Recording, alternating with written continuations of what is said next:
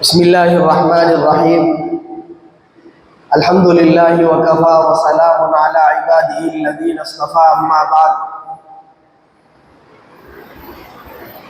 قال اللہ تبارک وتعالی اعوذ باللہ من الشیطان الرجیم بسم اللہ الرحمن الرحیم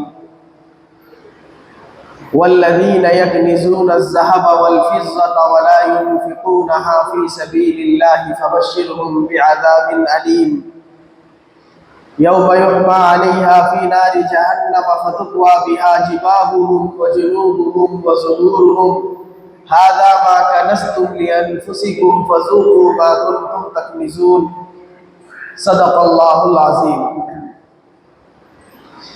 محترم دوستو، بزرگوں اور نوجوانوں، اللہ تعالیٰ نے جو عبادتیں انسانوں پر فرض قرار دی ہے، ضروری قرار دی ہے، ان عبادتوں میں ایمان کے بعد، توحید کے بعد سب سے بڑی عبادت نماز ہے۔ اور یہ جو جسمانی اور بدنی عبادتیں ہیں، جس عبادت کو کرنے میں انسان کا جسم اور انسان کا بدن مشقت اٹھاتا ہے، ایکسرسائز کرتا ہے، ان عبادت کو جسمانی عبادت کہتے ہیں، بدنی عبادت کہتے ہیں۔ ان جسمانی اور بدنی عبادتوں میں سب سے بڑی عبادت نماز ہے۔ نماز میں انسان کو جسم کی، بدن کی ضرورت پڑتی ہے، قیام کرنے کے لیے، رکوع کرنے کے لیے، سجدے کرنے کے لیے۔ تو بدنی عبادت میں سب سے اہم عبادت نماز ہے۔ ایک عبادت مالی عبادت ہوتی ہے، مال کے ذریعے سے اس عبادت کو انجام دیا جاتا ہے، اس میں بدن کی ضرورت نہیں پڑتی ہے۔ تو مالی عبادتوں میں سب سے بڑی عبادت، سب سے اہم عبادت زکوٰۃ ہے۔ بدنی عبادت میں سب سے اہم عبادت نماز ہے، اور مالی عبادتوں میں سب سے اہم عبادت زکوٰۃ ہے۔ اور کچھ عبادتیں وہ ہیں جن میں مال کی بھی ضرورت ہوتی ہے اور بدن کی بھی ضرورت ہوتی ہے۔ وہ عبادت مال کے ذریعے سے بھی کی جاتی ہے اور جسم اور بدن کے ذریعے سے بھی کی جاتی ہے۔ تو اس عبادت کو حج کہتے ہیں۔ آدمی جب حج کرتا ہے تو حج کے لیے پیسہ بھی خرچ ہوتا ہے، مال بھی خرچ ہوتا ہے، یہاں سے وہاں تک جانے کے لیے۔ اور حج صرف پیسے خرچہ کر کے نہیں کیا جا سکتا، بلکہ حج میں آپ کو اپنے آپ کو مشقت میں ڈالنا پڑے گا، اپنے بدن کو تھکانا پڑے گا۔ تو یہ عبادت دونوں کا مجموعہ ہے، مالی عبادت بھی ہے اور بدنی عبادت بھی ہے۔ تو اللہ تعالیٰ نے قرآن مجید میں جو عبادتوں کا تذکرہ کیا ہے، ان میں جو اہم اور ضروری عبادت ہے اس کا تذکرہ کر دیا، اور اس کے ضمن میں اللہ تعالیٰ نے دوسری عبادتوں کو بھی شامل کر لیا۔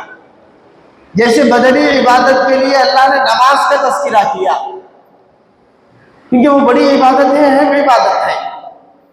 مالی عبادت کے لیے اللہ نے زکوٰۃ کا تذکرہ کیا، اور بھی بہت ساری عبادتیں ہیں زکوٰۃ کے علاوہ بھی مال کی۔ بدنی عبادتوں میں اور بھی بہت ساری عبادتیں ہیں نماز کے علاوہ، لیکن اصل جو عبادت ہے وہ نماز ہے۔ اس کے ضمن میں دوسری عبادتیں ہیں۔ اصل جو عبادت ہے مالی عبادت وہ زکوٰۃ ہے، اس کے ضمن میں دوسری عبادتیں ہیں۔ اس لیے اللہ تعالیٰ نے قرآن مجید میں جب بھی نماز کا تذکرہ کیا، نماز پڑھنے کا حکم دیا، تو اس کے ساتھ ساتھ اللہ نے زکوٰۃ کا بھی حکم دیا۔ ایک بدنی عبادت اور ایک مالی عبادت. جو اصل عبادت ہے بدنی اور مالی، ان دونوں کا تذکرہ کیا. کئی مقامات پر اللہ تعالیٰ نے اقیموا الصلاۃ وآتوا الزکاۃ، اقیموا الصلاۃ وآتوا الزکاۃ، نماز قائم کرو زکات ادا کرو، نماز قائم کرو زکات ادا کرو. اس کو جوڑ دیا زکات کو اور نماز. تو جو عبادتیں اللہ تعالیٰ نے فرض قرار دی ہے ان عبادتوں میں نماز ہے، نماز کے بعد زکات ہے. زکات بہت بڑی عبادت ہے اور اس کا تعلق جو ہے مال سے ہے.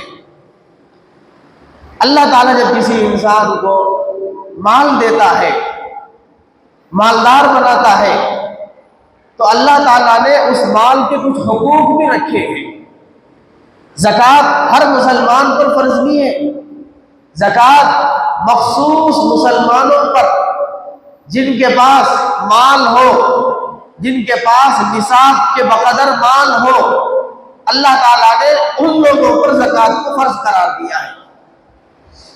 جیسے نماز ہر مسلمان پر فرض ہے، امیر پر بھی فرض ہے، غریب پر بھی فرض ہے، عورت پر بھی فرض ہے، مرد پر بھی فرض ہے. ہر بالغ مسلمان مرد اور عورت کے اوپر نماز پڑھنا فرض ہے. لیکن زکوٰۃ جو ہے عورت پر بھی فرض ہے، مرد پر بھی فرض ہے، لیکن ہر مسلمان پر فرض نہیں ہے. جنرل ہر مسلمان پر فرض نہیں ہے، بلکہ صاحب نصاب مسلمانوں پر اللہ تعالیٰ نے زکوٰۃ کو فرض قرار دیا ہے.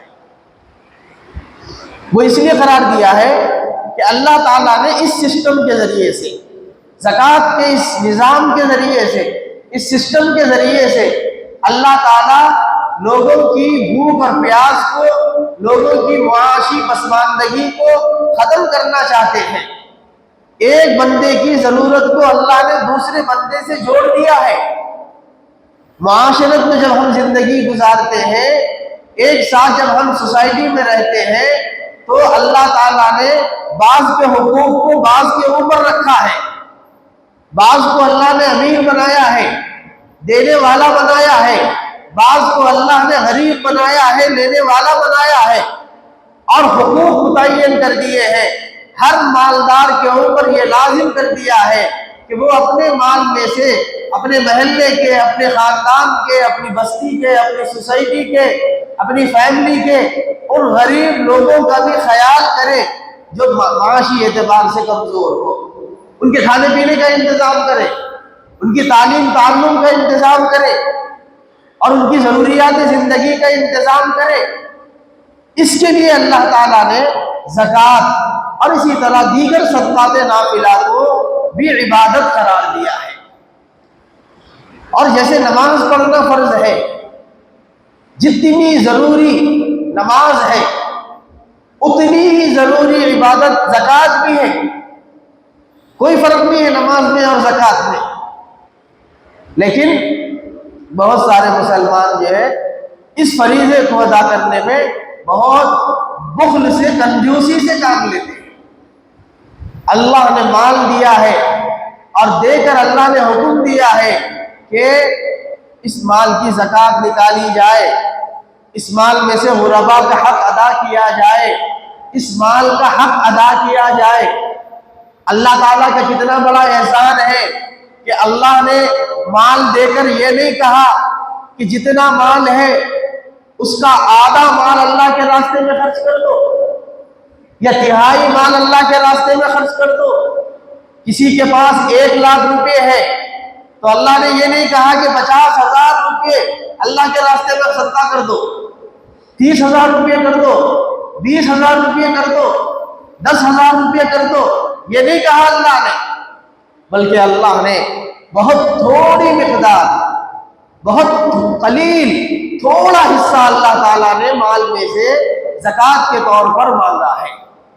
یعنی 1,00,000 روپے میں سے 2,500 روپے یعنی 2.5% پورے مال کا 2.5% اللہ تعالیٰ نے زکوٰۃ کے طور پر ہر مالدار کے اوپر غریب کا حق رکھا ہے.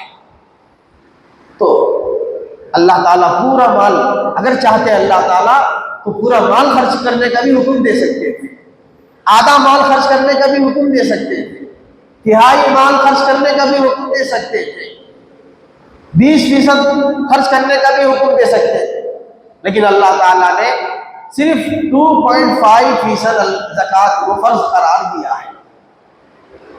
اور پھر ہر مہینہ بھی اللہ نے حکم نہیں دیا کہ ہر مہینہ یہ زکوٰۃ نکالی جائے، بلکہ اللہ نے یہ حکم دیا ہے کہ سال بھر گزرنے کے بعد، پورا سال گزرنے کے بعد، سال میں ایک مرتبہ ہر مالدار مسلمان مرد اور عورت پر اللہ نے زکوٰۃ کو فرض قرار دیا ہے، سال میں ایک مرتبہ ادا کرنا ہے۔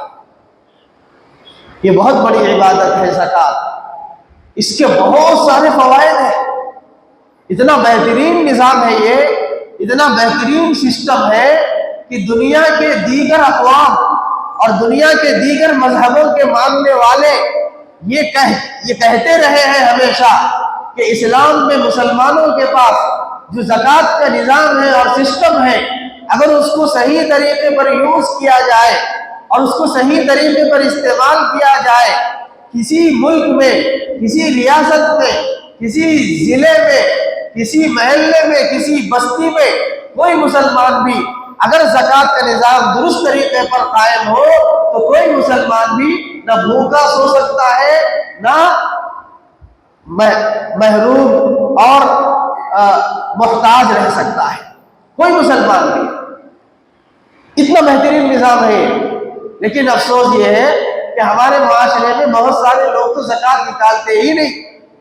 ایک بڑی تعداد ایسی ہے جو لوگ زکوٰۃ ادا نہیں کرتے، ان کا یہ کہنا ہے کہ یہ مال میرا ہے، میں کیوں زکوٰۃ ادا کروں؟ اور بعض لوگ یہ کہتے ہیں کہ ہم جو ہے ضرورت پر وقتاً فوقتاً اللہ کے راستے میں دیتے رہتے، اللہ کے راستے میں خرچہ کرتے رہتے، ہم جو ہے خاندان کے غریب بچوں کی شادیوں میں جو ہے مدد کرتے رہتے، تو ہم کو زکوٰۃ دینے کی ضرورت تھی۔ یہ دھوکے میں ہیں بہت سارے لوگ۔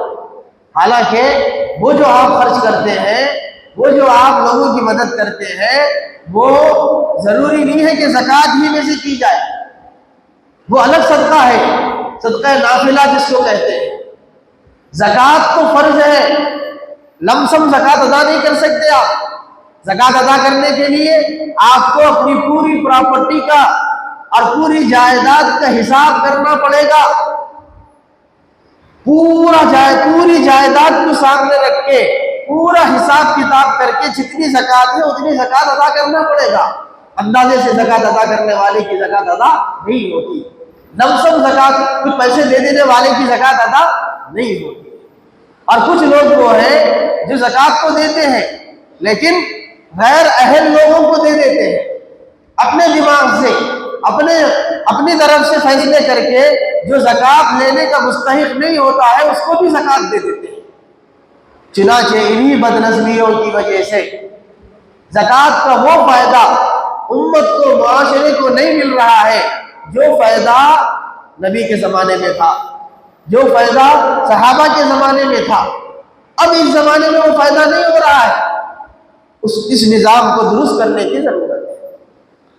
زکوٰۃ ادا نہ کرنے پر اللہ تعالیٰ نے قرآن مجید میں بہت سخت وعیدیں سنائی ہیں، اتنا خطرناک عذاب کا تذکرہ اللہ نے قرآن میں کیا۔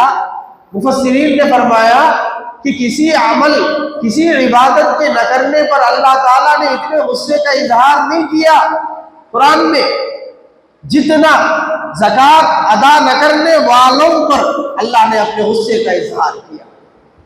نماز چھوڑنے والوں پر بھی نہیں کیا، روزہ چھوڑنے والوں پر بھی نہیں کیا، صرف ڈرایا جہنم سے۔ لیکن جو لوگ زکوٰۃ چھوڑ دیتے ہیں، زکوٰۃ ادا نہیں کرتے، ان کے بارے میں اللہ نے کیا کہا سنیے، والذین یکنزون الذھب والفضة، وہ لوگ جو سونا اور چاندی کو جمع کر کے رکھتے ہیں، ولا ينفقونها فی سبیل اللہ، اور اس کو اللہ کے راستے میں خرچ نہیں کرتے، یعنی اس کی زکوٰۃ ادا نہیں کرتے، چھپا کے رکھتے ہیں، مال کو تجوریوں میں بھر کے رکھتے ہیں، تو کیا کہہ رہے اللہ، فبشرهم بعذاب الیم، اے محمد صلی اللہ علیہ وسلم آپ ایسے لوگوں کو دردناک عذاب کی خوشخبری سنا دیجئے، جہنم کے خطرناک عذاب کی خوشخبری سنا دیجئے۔ اور وہ عذاب کیا ہوگا؟ اس عذاب کے بارے میں بھی اللہ نے کہا یوم یحما علیہا فی نار جہنم، جس دن سونے اور چاندی کو اور اس مال کو جس کی زکوٰۃ ادا نہ کی گئی ہو اللہ تعالیٰ جہنم میں ڈالیں گے، اور جہنم میں ڈال کر اس کو آگ کے انگارے بنائیں گے، سونے کو اور چاندی کو، اور اس کے بعد فی نار جہنم فتقوی بہا جباہہم، پھر اس آگ کے انگاروں کو جو سونے چاندی کی اور مال و دولت کی شکل میں ہوں گے، اس انگاروں کو اللہ تعالیٰ زکوٰۃ ادا نہ کرنے والے مرد اور عورتوں کے پیشانیوں کو جلائیں گے۔ فتقوی بہا جباہہم، پیشانی کو جلائیں گے، داغیں گے پیشانی کو۔ جہنم کی آگ کتنی خطرناک ہوگی ہم اس کا اندازہ نہیں کر سکتے۔ دنیا کی آگ جہنم کی آگ کے مقابلے میں کوئی حیثیت نہیں رکھتی، کوئی حیثیت نہیں۔ ایک بہت بڑے عالم دین گزرے ہیں امام ذہبی رحمۃ اللہ علیہ، انہوں نے ایک کتاب لکھی کتاب الکبائر کے نام سے، یعنی 70 بڑے گناہ، 70 ایسے بڑے گناہ جن کے کرنے پر اللہ تعالیٰ کی سخت عذابات اور پکڑ ہے، اس کا تذکرہ کیا اس کتاب میں۔ اس میں ایک گناہ یہ بھی لکھا، جو لوگ زکوٰۃ ادا نہیں کرتے ہیں ان لوگوں کو اللہ تعالیٰ کی طرف سے کیسے عذاب دیا جائے گا۔ انہوں نے یہ واقعہ لکھا کہ کسی زمانے میں کسی کے بھائی کا انتقال ہوا، تو جو اس کا بھائی تھا، چھوٹا بھائی، وہ اپنے بھائی کے انتقال پر بہت زیادہ غمزدہ تھا، مغموم تھا۔ محلے والے پریشان تھے کہ انتقال ہو کے اتنے دن ہو گئے ہیں اور یہ اپنے غم سے باہر ہی نہیں نکل رہا ہے، ہمیشہ رو رہا ہے، ہمیشہ افسوس کر رہا ہے، ہمیشہ اپنے بھائی کی جدائی کا غم اسے ستا رہا ہے۔ تو پورے محلے والے مل کر جو ہے اس کے پاس گئے سمجھانے کے لیے کہ بھائی دیکھو موت برحق ہے، موت ہر ایک کو آنی ہے، آپ کے بھائی کا انتقال ہو گیا، اب آپ کب تک غم کرتے رہیں گے، ماتم کرتے رہیں گے، آپ اپنی زندگی میں واپس آئیے، یہ سمجھانے کے لیے گئے۔ تو جب محلے والے جا کے سمجھانے لگے تو اس نے کہا کہ تم لوگ کیا سمجھتے ہو کہ میں اپنے بھائی کے مرنے پر یا بھائی کے جدا ہونے پر رو رہا ہوں؟ ایسی بات نہیں ہے، بلکہ بات دراصل یہ ہے، میں اب تک کسی کے سامنے تذکرہ نہیں کیا، جب آپ لوگ آئے ہیں تو بتا دیتا ہوں کہ جب میرے بھائی کا انتقال ہوا اور اس کو قبر میں اتارا گیا اور اس کے اوپر مٹی ڈال دی گئی، جب سب لوگ چلے گئے واپس تو میں اس کے قبر پر تھوڑی دیر ٹھہرا بیٹھا ذکر و اذکار کرنے کے لیے، تاکہ اس کے حساب کتاب کے معاملے کو تھوڑا آسان کیا جائے، قرآن پڑھنے کے لیے بیٹھا۔ جب سب لوگ چلے گئے اور میں ذکر کر رہا تھا، قرآن پڑھ رہا تھا، تو میں کیا دیکھتا ہوں کہ قبر کے اندر سے بہت سخت ترین آوازیں آنے لگی، ڈراؤنی آوازیں آنے لگی۔ میں پریشان ہو گیا اور پھر ایک طرف سے قبر کو، مٹی کو ہٹا کے دیکھنے لگا کہ بھئی کیا ہوا، ابھی تو میں دفنایا ہوں اپنے بھائی کو اور یہ کیسا شور ہے، کیسی آوازیں ہیں۔ تو جب میں ایک طرف سے کھود کے اپنے بھائی کی لاش کو دیکھا تو میں کیا دیکھتا ہوں کہ اس کے گردن میں ایک آگ کا طوق بنا ہوا ہے، آگ کا، جہنم کی آگ کا ایک طوق بنا ہوا ہے، اور جیسے چین پہنا جاتا ہے ایسے ہی اس طوق نے اس کے پورے گردن کو لپیٹ لیا ہے اور اس کو جلایا جا رہا ہے۔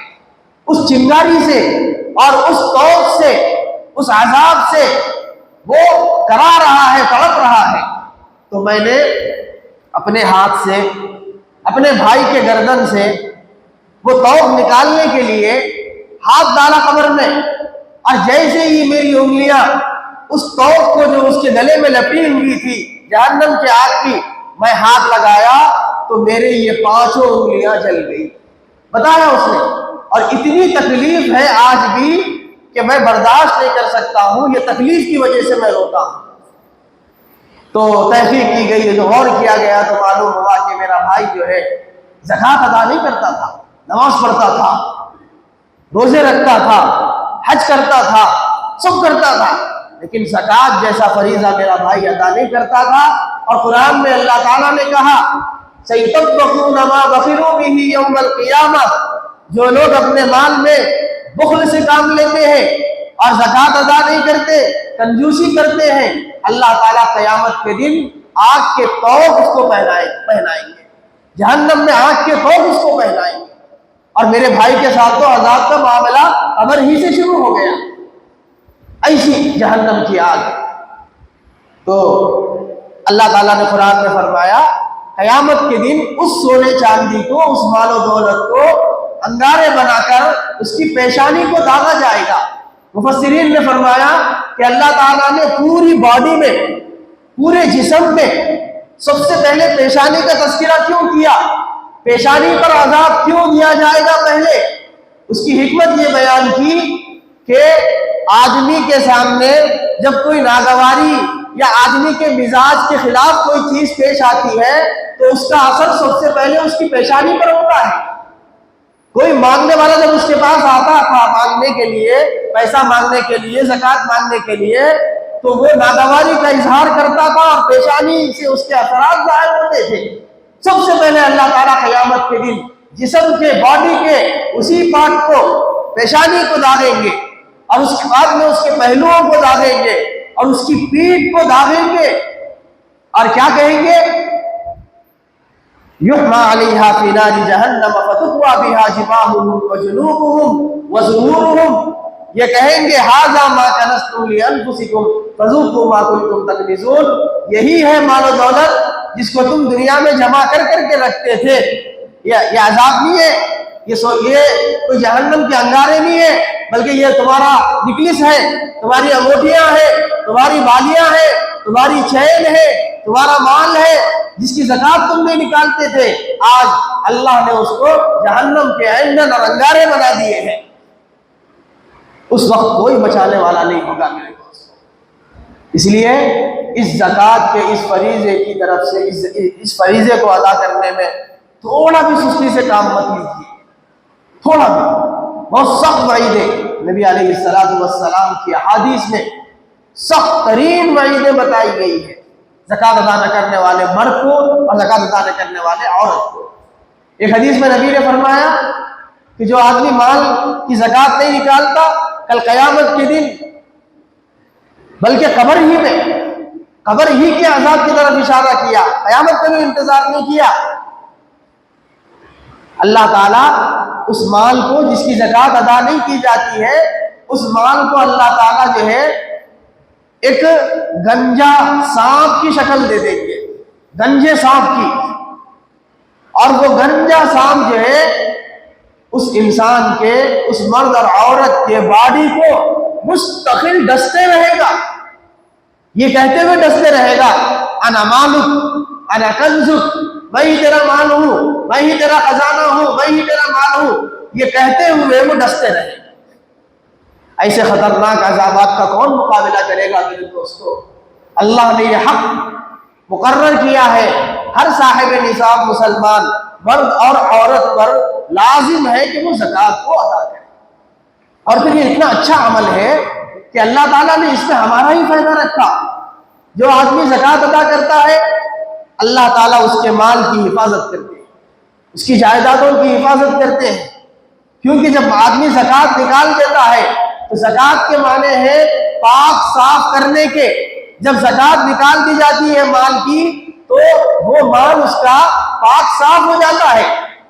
جب مال پاک صاف ہو جاتا ہے تو کسی طرح کا خطرہ اور خدشہ محسوس نہیں ہوتا، وہ آدمی بیماریوں سے محفوظ رہتا ہے، وہ آدمی جو زکوٰۃ ادا کرتا ہے زائد اخراجات سے محفوظ رہتا ہے، فضول خرچیوں سے محفوظ رہتا ہے، اس آدمی کا مال محفوظ رہتا ہے۔ اور تجربہ یہ بتاتا ہے کہ دنیا میں جو لوگ زکوٰۃ ادا نہیں کرتے ہیں، اللہ تعالیٰ زکوٰۃ ادا نہ کرنے کی وجہ سے ان لوگوں کے اوپر ایسی نحوست کو مسلط کر دیتے ہیں کہ وہ مال کسی نہ کسی ذریعے سے اس کے ہاتھ سے نکل جاتا ہے۔ اللہ تو مانگا تھا تھوڑا مال، 2.5%، 2.5%۔ لیکن بخالت کی وجہ سے جب یہ لوگ مال کی زکوٰۃ نہیں دیتے ہیں تو اللہ تعالیٰ اس سے زیادہ مال اس سے نکال دیتے ہیں، بیماریوں کی شکل میں نکال دیتے ہیں، چوریوں کی شکل میں، نقصان کی شکل میں، حادثات کی شکل میں مال اس کا خرچ ہو جاتا ہے، ختم ہو جاتا ہے۔ کئی لوگ ایسے ہیں جن کو ہم جانتے ہیں، بڑے بڑے مالدار لوگ، اگر وہ زکوٰۃ نکالنے کے لیے بیٹھے تو 50-50 لاکھ جن کی زکوٰۃ نکلتی ہو، 1-1 کروڑ روپے جن کی زکوٰۃ نکلتی ہو، یہ لوگ بھی زکوٰۃ ادا نہیں کرتے، جس کے نتیجے میں ایسے لوگوں کو ہم نے بارہا سمجھایا، توجہ دلائی، لیکن یہ لوگ ماننے تیار نہیں ہوئے۔ پھر ہم نے دیکھا کہ اللہ تعالیٰ نے ایسے لوگوں کو دنیا میں نقد عذاب میں مبتلا کر دیا۔ بڑی شاندار شاہانہ گاڑی میں بچے نکلے اور روڈ پہ حادثہ ہوا، کروڑوں روپے کی گاڑی بھی گئی اور جان بھی گئی، زکوٰۃ ادا نہ کرنے کی وجہ سے، اللہ کے اس حق کو مارنے کی وجہ سے۔ کچھ لوگوں کو ہم نے دیکھا کہ زکوٰۃ ادا نہیں کر رہے، لیکن آج ایسی بیماریوں میں مبتلا ہو گئے کہ روزانہ انجیکشن لینا پڑتا ہے، 15,000 روپے کا، 20,000 روپے کا خرچ کر کے جینا پڑتا ہے، ہزاروں روپے خرچ کر کے جینا پڑتا ہے۔ اللہ تعالیٰ نے اس مال کو ادھر لگا دیا۔ اس لیے میرے دوستو، اللہ تعالیٰ کے اس حق کو ادا کیجیے، زکوٰۃ کو کاہلی مت کیجیے۔ اس کا ایک پورا نظام ہے، اس کا ایک پورا نصاب ہے، اس کا پورا علم ہے۔ ہر مسلمان جس کے پاس پیسہ ہے اس کو زکوٰۃ کے بارے میں معلومات اور جانکاری حاصل کرنا ضروری ہے۔ جیسے نماز پڑھنے کے لیے نماز کا علم ضروری ہے، نماز سیکھنا ضروری ہے، ایسے ہی ہر مالدار کے لیے زکوٰۃ کا کورس سیکھنا ضروری ہے۔ حساب کتاب کیسے کیا جائے گا، کن کے اوپر زکوٰۃ واجب ہوگی، کن مالوں میں زکوٰۃ واجب ہوگی، اور زکوٰۃ کے کیا شرائط ہیں، زکوٰۃ میں کس کو ادا کر سکتا ہوں، یہ پورا نظام سیکھ کر زکوٰۃ ادا کرنا ضروری ہے۔ کریں گے نا انشاءاللہ؟ آپ تمام حضرات سے گزارش ہے کہ اس فریضے کو ادا کرنے میں تھوڑا برابر بھی غفلت اور کاہلی سے کام مت لیجیے۔ یہ انشاءاللہ آئندہ جمعے میں ہم زکوٰۃ سے متعلق 4-5 باتیں، زکوٰۃ کی تعریف کیا ہے، زکوٰۃ کن لوگوں پر فرض ہے، اور زکوٰۃ کن مالوں پر فرض ہے۔ ہر مال پہ بھی زکوٰۃ نہیں ہے۔ آپ خود سوچئے کہ اللہ تعالیٰ نے ہر مال پر زکوٰۃ نہیں رکھی۔ بعض لوگوں کے گھروں میں جو سامان ہوتے ہیں استعمال کے، بڑی بڑی فریجیں اور بڑے بڑے کچنز، اس میں ہزاروں لاکھوں روپے کے سامان ہوتے ہیں، فرنیچر لاکھوں روپے کا ہوتا ہے، اللہ نے اس کو زکوٰۃ نہیں رکھی، وہ استعمال کی اور یوز کی چیزیں ہیں۔ کن مالوں میں اللہ نے زکوٰۃ کو لازم قرار دیا ہے، اس کی جانکاری بھی ضروری ہے۔ تو اموال زکوٰۃ، کن مالوں میں زکوٰۃ واجب ہے، اور پھر کن لوگوں کو زکوٰۃ دینا جائز ہے، کن لوگوں کو زکوٰۃ دینا ناجائز ہے، یہ تفصیلات انشاءاللہ ہم آئندہ جمعے میں آپ حضرات کے سامنے رکھیں گے۔ اس وقت صرف زکوٰۃ کی اہمیت پر جو باتیں بتائی گئی ہے، قرآن و حدیث کی روشنی میں ہر مسلمان کو جان لینا چاہیے کہ یہ بہت بڑا فریضہ ہے اور اللہ تعالیٰ کا حکم ہے، اس کو ادا کرنا ضروری ہے۔ ہر مسلمان مالدار مرد اور عورت کے اوپر زکوٰۃ ادا کرنا لازم اور ضروری ہے۔ اور ایک مسئلہ یہ بھی ذہن میں رکھے کہ زکوٰۃ صرف رمضان میں فرض نہیں ہوتی، زکوٰۃ کا رمضان سے کوئی تعلق نہیں ہے۔ جب آدمی مالدار ہوتا ہے تو اس کی تاریخ کو نوٹ کر لے، جب آدمی کے پاس پیسہ آتا ہے، زائد پیسہ، تو اس تاریخ کو نوٹ کر لے۔ اس تاریخ سے لے کے 1 سال گزرنے کے بعد، چاہے وہ رمضان کا مہینہ ہو، چاہے وہ شوال کا ہو، چاہے وہ ذی القعدہ کا ہو، 1 سال گزرنے کے بعد زکوٰۃ ادا کرنا لازم ہے۔ ہاں، رمضان میں اس لیے زکوٰۃ کے بارے میں بتایا جاتا ہے کہ اس میں عبادتوں کا ثواب زیادہ ہے، اس لیے رمضان میں اگر ہم زکوٰۃ ادا کر دیں گے تو ثواب زیادہ ملتا ہے۔ اس امید سے رمضان میں زکوٰۃ کے بارے میں بتایا جاتا ہے، ورنہ زکوٰۃ کا رمضان سے کوئی تعلق نہیں ہے۔ رمضان تو روزے کا مہینہ ہے، رمضان تو قرآن کا مہینہ ہے، رمضان تو تراویح کا مہینہ ہے۔ ایک بات تو یہ ہے۔ دوسری بات یہ ہے میرے دوستو، اس سے پہلے میں آپ حضرات کے سامنے ایک عقیدے کے بارے میں بتایا تھا کہ مسلمانوں کا یہ عقیدہ ہے، ہر اہل سنتی والجماعت مسلمان کا یہ عقیدہ ہے کہ قیامت کے قریب، جب قیامت قائم ہوگی تو قیامت کے قریب اللہ کے رسول صلی اللہ علیہ وسلم نے کچھ نشانیاں بتائی ہیں، کچھ علامتیں بتائی ہیں۔ بعض بڑی علامتیں ہیں، بڑی نشانیاں ہیں، بعض چھوٹی علامتیں ہیں، چھوٹی نشانیاں ہیں۔ جو بڑی علامتیں ہیں ان میں ایک علامت حضرت مہدی علیہ السلام کا ظہور ہونا ہے، ظاہر ہونا ہے، اور دوسری علامت حضرت عیسیٰ علیہ السلام کا نازل ہونا ہے۔ یہ قیامت کے قریب ہوگا۔ یہ دو عقیدے ہیں ہمارے، ہر مسلمان کو ان دو عقیدوں کو ماننا لازم اور ضروری ہے۔ ایک ہے ظہور مہدی اور دوسرا ہے نزول عیسیٰ۔ حضرت مہدی علیہ السلام ظاہر ہوں گے، علماء ان کو پہچانیں گے اور ان کو ان کے ہاتھ پہ بیعت کریں گے۔ اس کی تفصیل پوری میں نے آپ کے سامنے رکھی تھی گزشتہ۔ اور ایک ہے حضرت عیسیٰ علیہ السلام آسمان سے نازل ہوں گے، اس کو نزول عیسیٰ کہا جاتا ہے۔ اور یہ کب ہوگا؟ یہ ہوگا قیامت کے قریب۔ ہمارے نبی صلی اللہ علیہ وسلم نے اس کے بارے میں پوری تفصیل اور پورا ڈیٹیل، ایک ایک چیز کھول کھول کے نبی علیہ السلام نے بتائی ہے امت کو۔ حضرت امام مہدی کہاں پیدا ہوں گے، کتنے سال رہیں گے، مدینے میں پیدا ہوں گے، کس خاندان سے تعلق رکھیں گے، ان کے باپ کا نام کیا ہوگا، ان کی ماں کا نام کیا ہوگا، اور ان کو جو ہے لوگ کہاں پکڑیں گے، مسجد حرام میں دوران طواف علماء ان کو پہچانیں گے، پھر وہ کیا کریں گے، ایک ایک چیز ڈیٹیل میں ہمارے نبی علیہ السلام نے بتایا۔ اسی طرح حضرت عیسیٰ علیہ السلام کے بارے میں بتایا کہ وہ کہاں کس مسجد کے مینارے پر اتریں گے، اور اترنے کے بعد کیا کام کریں گے، کیا کیا دنیا میں نظام قائم ہوگا، اور مسلمانوں کو کیسی فتوحات ملے گی، اور ہر طرف حضرت عیسیٰ علیہ السلام کے آ جانے کے بعد پوری دنیا میں خوشحالی اور امن اور عدل اور انصاف قائم ہوگا، اور لوگ اتنے مالدار بن جائیں گے کہ زکوٰۃ ادا کرنے کے لیے اپنی زکوٰۃ لے کے لوگ گھومیں گے پھریں گے کہ میری زکوٰۃ دے لو، لیکن کوئی زکوٰۃ وصول کرنے والا اور زکوٰۃ لینے والا نہیں ہوگا، کیونکہ خوشحالی اور معیشت اتنی اسٹرانگ ہو جائے گی، اتنی مضبوط ہو جائے گی کہ کوئی محتاج نہیں رہے گا۔ ایسے واضح علامات اور نشانیاں ہمارے نبی علیہ السلام نے ان دونوں کے متعلق بتائے۔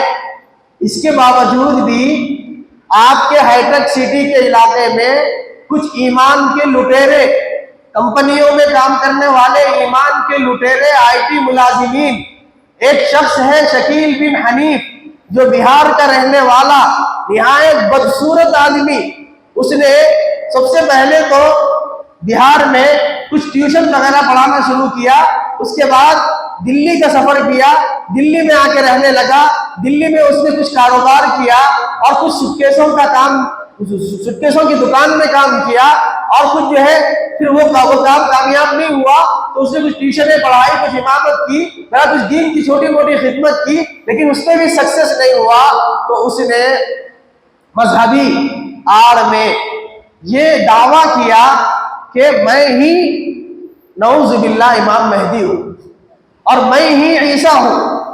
مہدی کا بھی دعویٰ کیا اور عیسیٰ کا بھی دعویٰ کیا، اور کچھ بدقسمت دو چار ٹولے اس کے ان کی باتوں میں جھانسے میں آ گئے، اور فتنہ وہاں سے شروع ہوا دلی سے۔